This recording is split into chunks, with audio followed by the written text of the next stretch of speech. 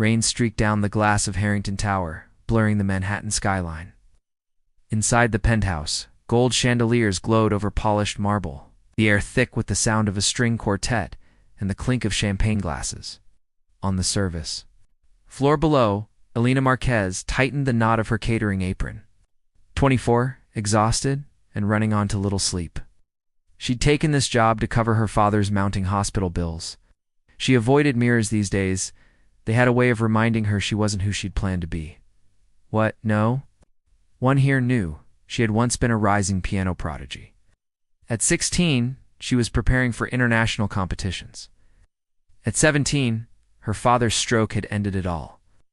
She hadn't touched a piano since, when the elevator doors opened too. The penthouse. She stepped into another world.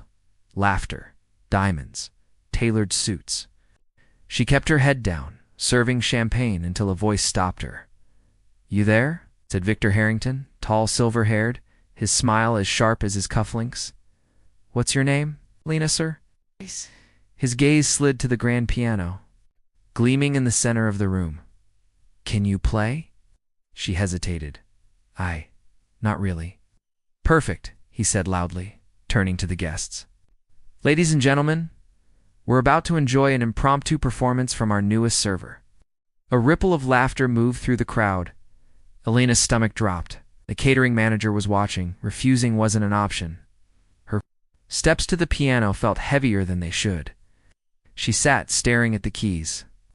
The polished surface reflected her face, older, harder, but still holding the shadow of the girl who used to live for music.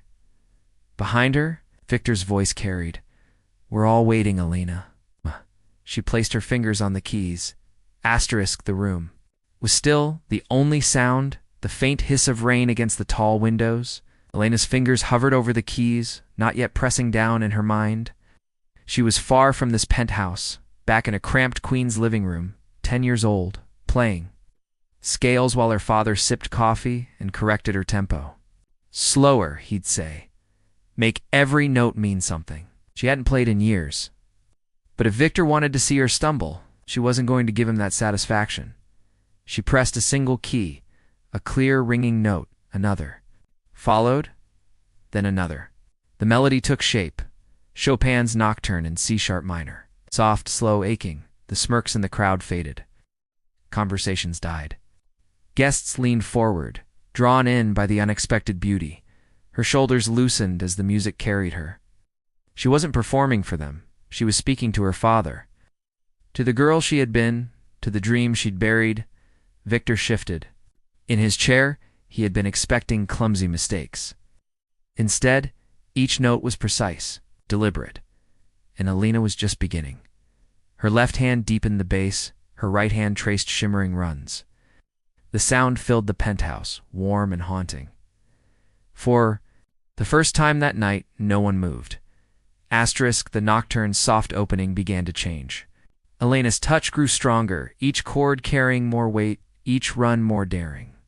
The melody swelled like a tide, coming in slow at first. Then with a force no one could ignore. Guests glanced at each other, brows raised. A man in a tux whispered to his companion, "Where did Harrington find her?" But Victor, seated with his drink, said nothing. Elena barely noticed them. The room had faded. She was somewhere else entirely. The glare of stage lights in Vienna, the quiet. Pride in her father's eyes, the joy of knowing her music was enough. But woven into the notes was the ache of losing it all, the night she got the phone call. The decision to walk away from the conservatory. The silence that followed. Her left hand drove deep bass notes like a heartbeat in crisis, her right hand cascading upward in glittering arpeggios. The contrast gave the piece a raw, unpolished power. Like the storm inside her was finally breaking free. Victor's smirk had slipped. He leaned forward now, his eyes narrowing. This wasn't the harmless joke he had planned. This was something he couldn't control. The final passage came fast, a whirl of sound. Her fingers moving with a speed and precision that seemed impossible after years away from the piano. And then, with one last crashing chord, it was over. The note hung in the air for a heartbeat. Silence. Then the applause came, loud, sudden, overwhelming. People clapped, cheered, some even whistled. Alina sat still for a moment, letting the sound wash over her, her chest rising and falling. Victor did not clap, but his eyes followed her as she stood. The applause filled the penthouse like a wave breaking on shore. Alina rose slowly from the bench, still catching her breath, her fingers tingling from the last furious chord. She didn't bow. She didn't smile. She simply stepped back from the piano, letting the clapping and cheers belong to themselves. It wasn't until she began to walk away that she noticed the expressions in the crowd, the awe, the curiosity, even a touch of guilt in some faces. These were people used to polish performances from paid musicians, not moments that felt alive, unrepeatable.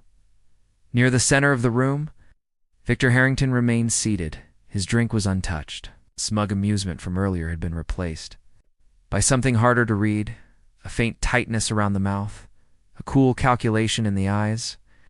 He didn't like losing control. She had just stolen the room from him without even looking at him. "Impressive," he said finally as she passed. The word was flat, almost grudging. "Thank you," she replied, though her tone was neither grateful nor deferential. She kept walking. Before she could return to the catering station, a woman in a navy evening gown stepped into her path. She was in her early 40s, her dark hair swept into a low chignon, her eyes bright with excitement. "That was extraordinary," the woman said. "I'm Margaret Dunn. I run the New York Chamber Society. May I?" She handed Alina a sleek, cream-colored business card. "If you're not performing professionally, you should be. We have an opening for our winter showcase, and—" She hesitated, studying Elena's uniform. "I think you'd be perfect." Elena stared at the card, her pulse quickening.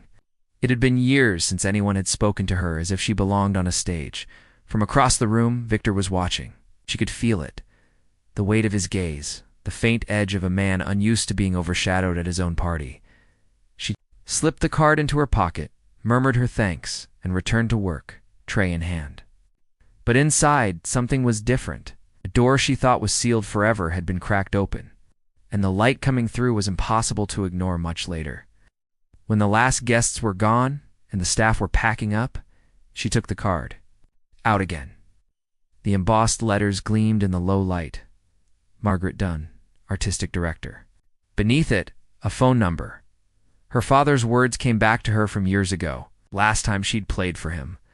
"Promise me you'll never give up on music, even if the world tries to take it from you." She had broken that promise once, maybe. It was time to keep it. The applause didn't fade for nearly a full minute. People rose from their seats, some wiping their eyes, others staring at Alina like they had just witnessed a miracle. Oh. Her hands were still trembling, but her heart felt lighter than it had in years. Victor stayed seated, glass in hand, his expression unreadable. When he finally stood, the chatter around them hushed. He walked toward her slowly, the confident smirk he'd worn all night replaced with something quieter, almost humbled. "I underestimated you," he said softly, the arrogance now tinged with reluctant respect. Alina held his gaze. "You only saw what you wanted to see," she replied, her voice steady. Without waiting for his response, she turned and walked away. The crowd parted for her as if she were royalty, her whispers following her like music. By the time she reached the door, the room was still buzzing with awe. Outside, the night air felt cool and liberating, as if the weight of every insult, every dismissal, had been lifted from her shoulders. She didn't know what tomorrow would bring, but she knew one thing for certain. Her music was hers again, and no one would ever take it away.